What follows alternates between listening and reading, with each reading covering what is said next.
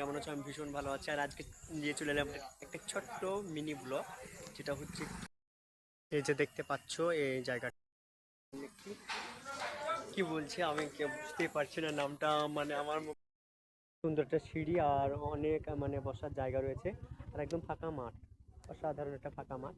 আমি তো ভাবতে পারছি না, নামটা দেখে তো আমার একদম অবাক লাগছে যে নামটা কি একটা একটা নামটা দেখে আমি অবাক। তো নামটা আবার হ্যালো গাইস, দেখো এই যে ওরা খেলছে এখানে ক্যারাম। আর এই যে অনেক কিছু আছে দেখার মতো, অনেক কিছু আছে, কিন্তু কি বলতো অন্ধকার তো তার জন্য। আর প্রচুর ফাঁকা মাঠ, বুঝতেই পারছি যে অনেকজন বসে আছে। ঠিক আছে ফাঁকা, মানে অ্যাকচুয়ালি নিরিবিলি জায়গায় যারা হাতে মানে হাতে মোবাইলে মানে ফ্ল্যাশ দিলে ভিডিওটা করতে হচ্ছে, মানে অন্ধকার একদম অন্ধকার। গাইস, এই যে যে দাদা আমায় নিয়ে এসছে, ও নিয়ে এখানে বসে আছে, ও বলছে যে কি জায়গাটার নাম ছিল। আমার তো একদম আমি ভাবতে পারছি না নামটা মানে অবাক লাগছে যে কি নামটা দাদা বলো তো আরেকবার। আসরুদ্দালা। ও বাহ! দারুণ দারুণ, নামটা অসাধারণ তাই না? এই প্রথম আমি শুনলাম এরকম একটা নাম। তো খুব সুন্দর, কিন্তু জায়গাটা অসাধারণ। আপনারা সবাই আসবেন এবং এখানে এসে চা খাবেন। দারুণ চাও বানায় তাই তো?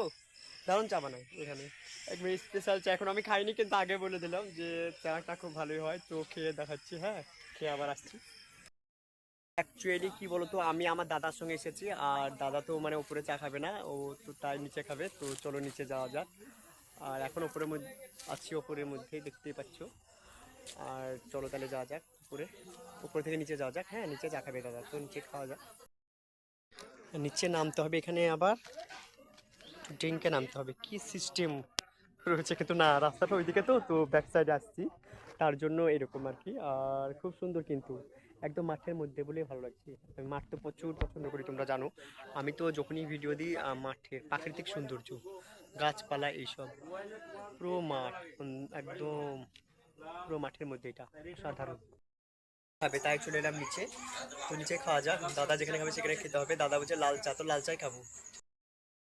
তো নিচে চলে এলাম, আর নিচে এখন নিচে আর উপরে কি আছে, যেখানে খেলেই হবে খাওয়া।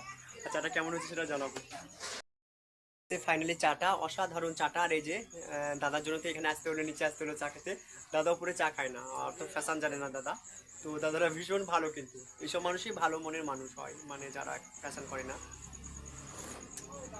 কিন্তু অসাধারণ চা, কিন্তু কি বলবো দাদা, মানে চাটা একদম অসাধারণ। আর এক চায়ের মধ্যে কি যেন একটা ছিল, মানে একটা তুলসীর পাতা রয়েছে চায়ের মধ্যে। তো অসাধারণ চাটা, এই চাটা খেলে নাকি কাশি হবে না তাই বলছে ওরা। তো আমি খেলাম, খুব ভালো লাগলো। আর যাদের সত্যি যারা খুব করে কাশো বা করো, তারা এই চাটা খাবে। আর এই দাদার কাছে এলে এই চাটা পেয়ে যাবে। ওকে বাই, তারপরে কথা। স্যার আমি বাইরে একটু বেরিয়ে এলাম, অসাধারণ একদম ফাঁকা মাঠ, দারুণ লাগছে গাইস। আর ফাঁকা মাঠের মধ্যে এই দোকানটা।